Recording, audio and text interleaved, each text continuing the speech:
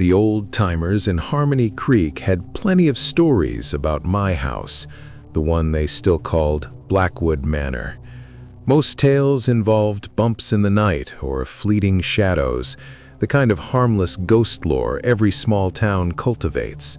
I'd been here 6 months, and the only strange noises I ever heard were the settling groans of old timber and the happy snores of my beagle, Copper, from the foot of my bed. Halloween night fell with a cold, persistent drizzle that slicked the fallen leaves into a treacherous carpet.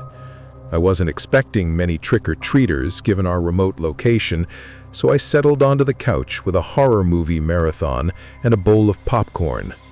Copper, usually a bottomless pit for dropped snacks, ignored the popcorn and lay stiffly by the hearth, his ears twitching. A low growl rumbled in his chest, directed at the wall separating the living room from the pantry. "Easy, boy," I murmured, tossing a kernel his way. He ignored it. "It's just the wind."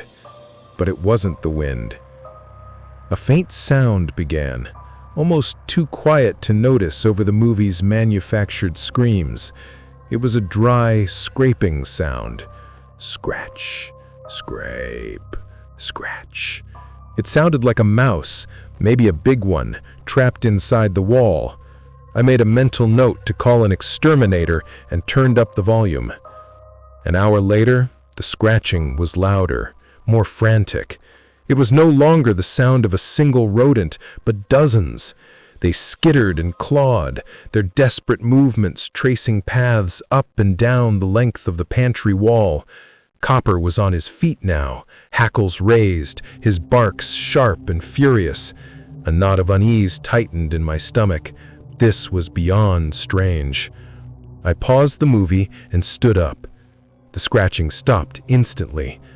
The sudden silence was somehow worse, thick with anticipation. Copper whined, nudging my hand with his cold nose, as if begging me to leave. "It's okay, buddy. I'll check it out." My footsteps echoed on the old hardwood as I walked to the pantry.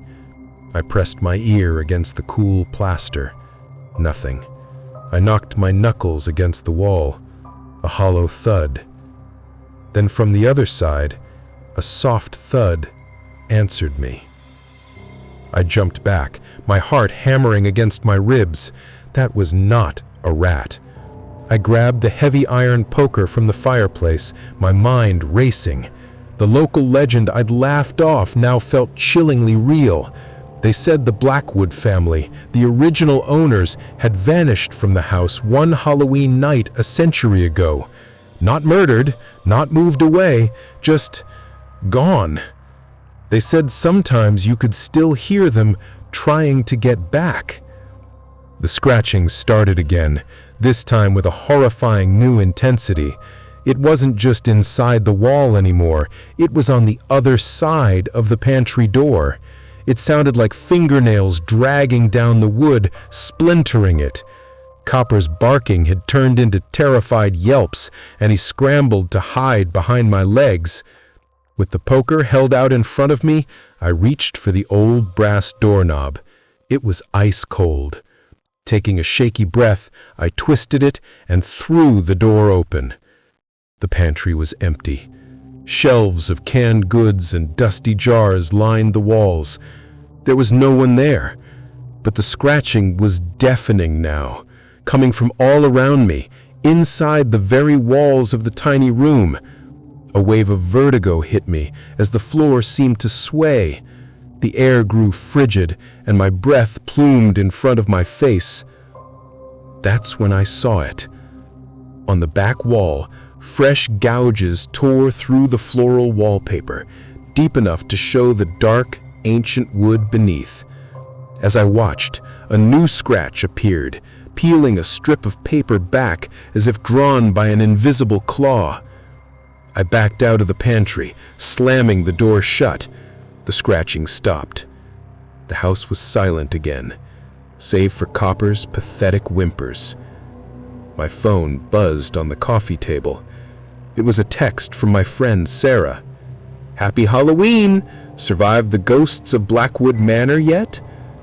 My fingers trembled as I typed back. Call the police. Someone is in my house.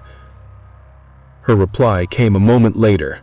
Very funny. I'm not falling for that. You know the stories are just stories. The Blackwood family didn't vanish. They were sealed in the pantry by a madman who took over their home. It's just a local legend.